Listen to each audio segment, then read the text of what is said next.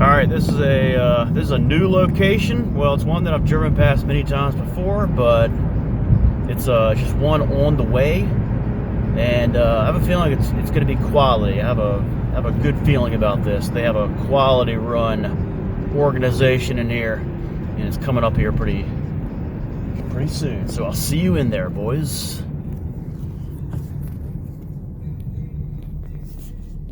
Here's something you don't see often at Subways. This little seating outside. Alright.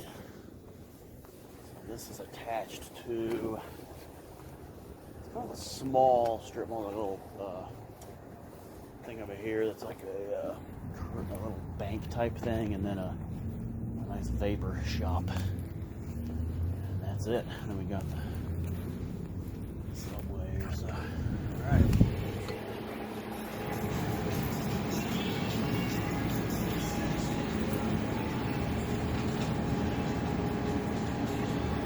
Thank you. God bless you. All right. Thanks.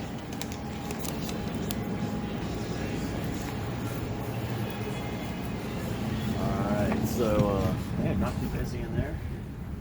And this is something also new.